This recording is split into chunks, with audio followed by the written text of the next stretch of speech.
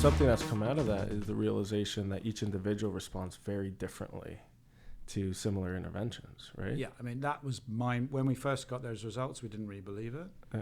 Because Sarah and I had predicted, well, there might be a twofold difference between people. Well, I thought it would be less. I'm the conservative one. Tim's slightly more ambitious. Mm-hmm. She thought there'd be no difference. Well, I thought he was crazy doing this study in the first place. I remember when I first met him, even though we'd been at King's together for 20 years, we were in different departments. And I remember going back to one of my colleagues saying, oh my God, there's this professor. He seriously thinks, firstly, we can do 1,000 people postprandial study in 7 months. He's crazy. He second thinks that there's going to be this huge difference. I mean, seriously. So Anyway, across the board, not 7 crazy. years later, Yeah. well, I wouldn't say he's not totally crazy. So there's at least a tenfold difference between healthy individuals in how they responded in their sugar and their fats to the standard Tenfold? Tenfold. Oh, you had for sugar, for many people it was like a 20-fold difference. And we've got a figure which we can share with you that basically shows the post-meal glucose response. Following a standardised muffin. Everyone had exactly the same amount of carbohydrate, fat. Everyone was in the same control conditions. They'd fasted overnight, not done any exercise, etc., etc. And you see this nice mean line. So you see it slowly going up about 30 minutes and slowly coming down, which is what in nutrition science we always report, the mean, the average. Yeah. And then you overlay it with each and every individual person. It looks like an absolute mess. It looks like a 2-year-old's drawing.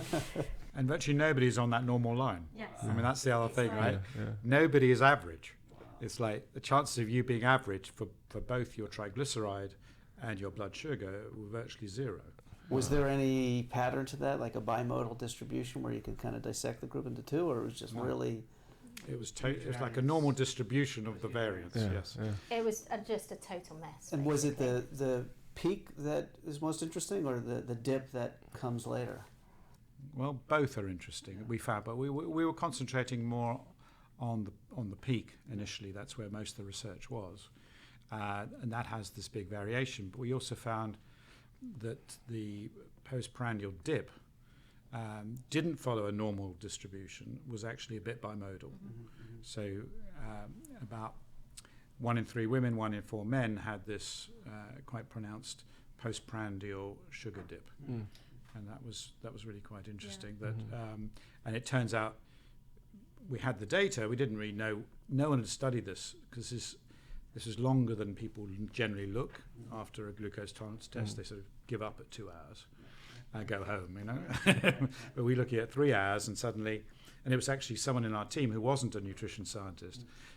You know, didn't have that It bias. sometimes takes that person, right? Yeah, just I'm just a data scientist. Let's just look at this, what's going on 3 hours after.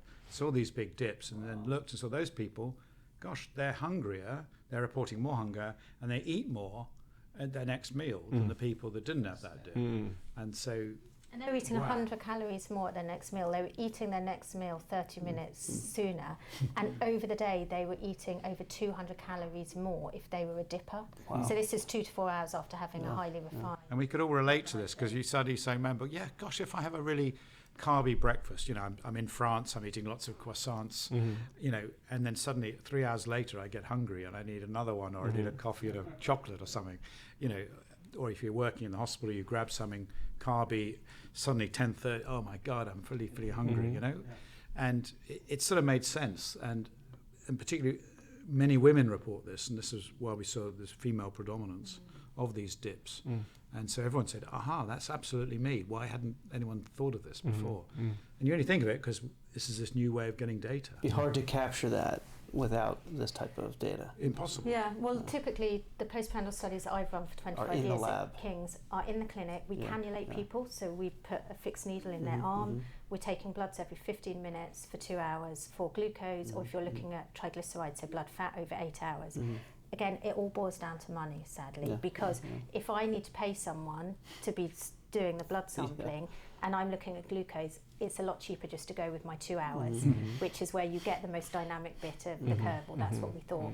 So at 2 hours, the medic can go home, participant goes home, we're done. But this is what's amazing about these remote technologies, that we're suddenly looking beyond that, and it isn't an extra cost. It's also helped my life, because I'm a dipper, And it's when I wore the glucose monitor, which was about 6 years ago, despite being in nutrition research for 20-something years, I would always, when I used to collect my kids from school, which would be about 3 hours after I'd had my lunch, I'd always be really grumpy, more grumpy than usual, when I'd be walking home and I'd feel a bit shaken, a bit dizzy. Yeah. And then I wore the glucose monitor and I could see I'm a really big dipper in my glucose.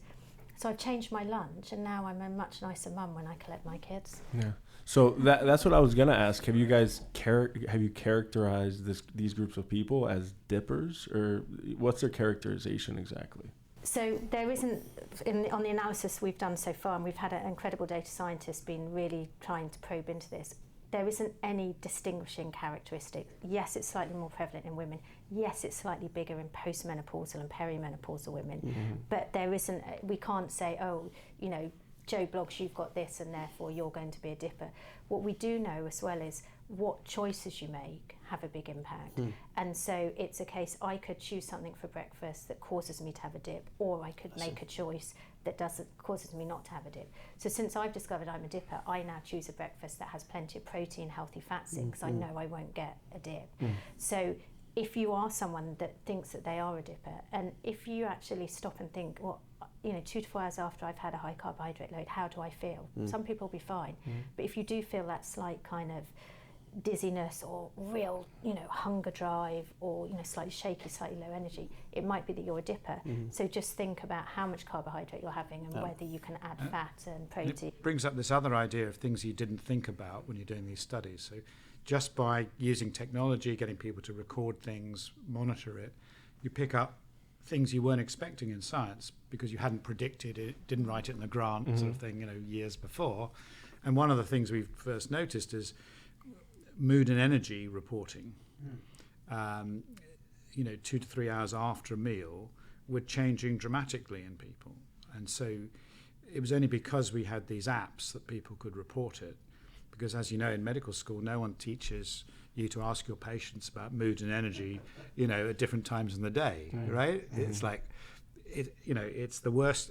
Well, you know, in neurology clinics, it's a bit of a heart sink, you know. You try and avoid that subject, otherwise you never get rid of the patient. I mean, I can say that, you can't, but you know, but you know what I mean.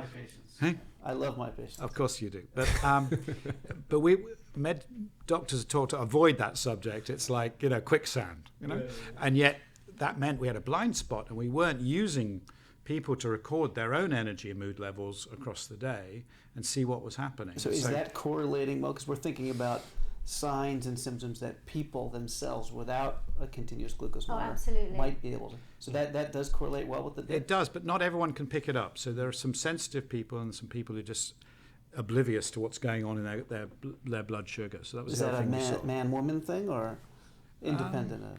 I don't know if we've looked at. I don't think we've looked at the correlation by sex. But we do know that we'll do that and tell you. Definitely, some people seem to be out. But if you don't tell people that it's possible to actually get that feeling, you know, you're not training them. So I think we've never trained people. Doctors have never mentioned, go home, change your breakfast, change your lunch, change your exercise pattern, and tell me, you know, keep a diary of your mood and energy levels with respect to the timings of your exercise and, say, your food. We've never done that. And when it was a real shock to me that when we did this, suddenly we're seeing something that is the really first indication of a metabolic change in your body. And if you think about energy level and fatigue, it should be one of the really things the brain is really sensitive to, picking up all those signs potentially of inflammation in the body.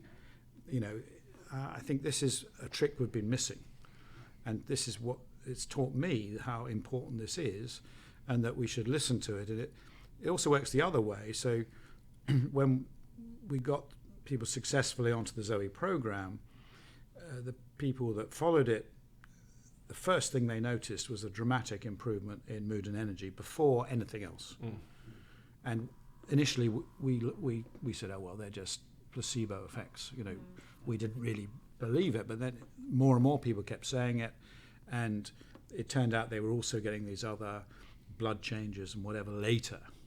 And so we started to actually believe it, and now we're converted to it. So I think it's probably that early sign of subclinical changes in inflammation or things that we don't yet have good biomarkers for that is being picked up, and it's much more reliable than I ever believed. I thought it was all nonsense. I think it's really interesting from a research perspective as well. Again, having run so many trials, I've never asked anyone how they feel. And I'm not a medical doctor, so I can dive right in with that.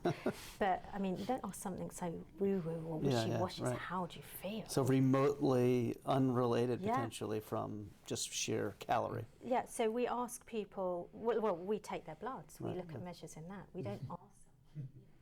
Subjective. Subjective is that sort of derogatory term, isn't it?